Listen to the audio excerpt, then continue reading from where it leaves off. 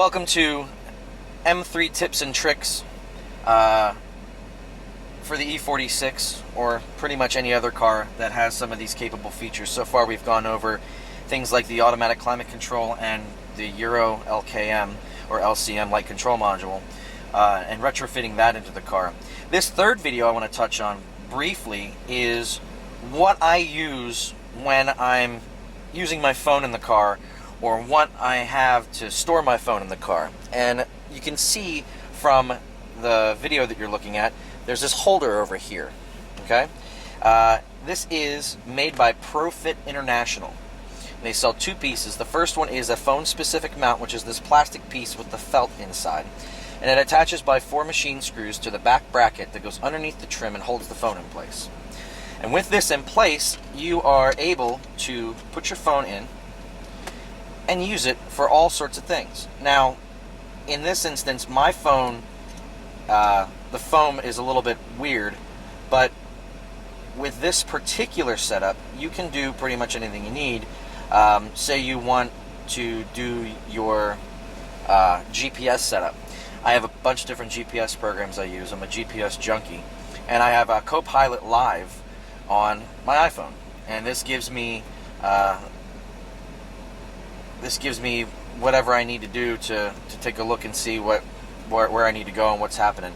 So I'm viewing the map right now, and I really don't care if you know where I'm at or not, but viewing the map right now, and you can see that it's situated in a position where a glance over to the screen will give you everything you could possibly want information-wise, and it also puts it in a great position for things like an iPod cable. Typically when my system is up and running, I dock my phone and I plug my cable in, and the cable not only charges the phone, but it also allows the audio to be sent to my factory radio. I'm using a Dice Media Bridge 1500 series, which has the Bluetooth telephone as well as the audio and everything else like that. It's not the best system. The Intra-V for the navigation systems are a lot better, but I don't have any complaints. I have Bluetooth telephone, I've got audio from the phone, I can stream things like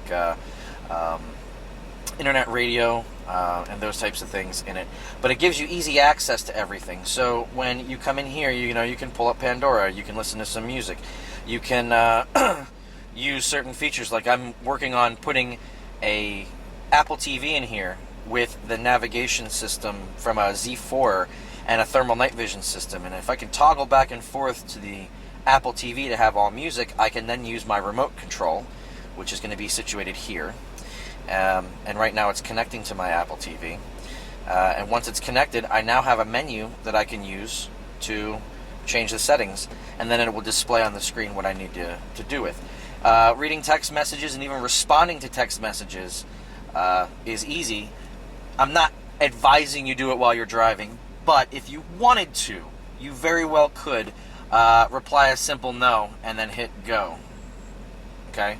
So it makes a very nice sturdy mount. Plus, it's not going to go anywhere. The phone is very hard to get out if it's set up properly. But it's a great little mount. This mount that I have in here is actually from an E39 5 Series, which I've adapted to fit this vehicle. The 3 Series one actually puts the phone at a little bit more of an angle for the regular 3 Series. And I see a lot of people changing to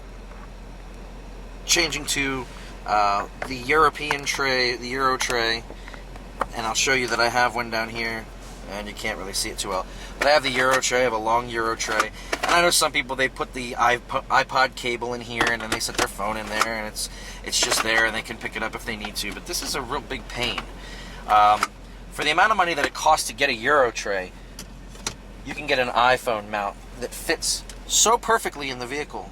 It matches the form and function of the M3 and the BMW, and it gives you all the options you would ever think that you needed when it comes to having a phone in your car. That being said, the price tag is $24 for each individual part. So the iPhone case here, the phone-specific mount is $24.99, and the vehicle-specific brackets are between $24.99 and somewhere closer to $49.99 depending on the vehicle. They are available for multiple BMWs. You can get them for a 5 Series, a 3 Series, the E90 Series, some of the newer 5 Series, the 7 Series. They're available, even the Hondas and Infinitis and Acuras.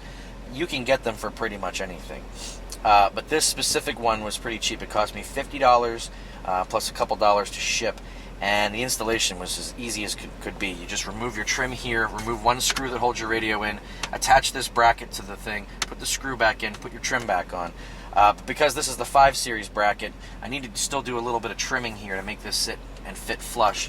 But I like the position and where it's at. Also, it doesn't get in the way of too many passengers. If you carry around a lot of other guys, you and your buddies, or your dad or whatever, and they're a larger gentleman, it might get in the way a little bit, but you can adjust your seating for that and it wouldn't be a big problem. For me, I carry my wife around, and I have my nephew and whatever. It really doesn't affect them because they're smaller and it's not really that big of a deal. But it is a very, very nice mount. It keeps vibration down on the phone, so it's not sitting here bouncing around like those units you stick on a windshield. It keeps the vibration down to the point where you could actually use this day to day. And it works great for using things like Trapster, whether you're using the old version or you're using the new version. It's a great feature to have, and it just sits there. If it's plugged in and you're listening to music like, say, Pandora, Trapster will actually pull the audio down, alert you, and then pull the audio back up for you, just like you normally would. When you get a phone call, the audio cuts out, pauses, and does everything else it's supposed to do. But for a mounting option, this is one of the cleanest and best options that I've seen in a long time. So that's it for BMW Tips and Tricks Volume 3. Please take a look at the other videos, and we'll continue to try and bring you some of the things that will make your E46 M3 or other E46 more of a pleasure to drive. Thanks, and happy motoring.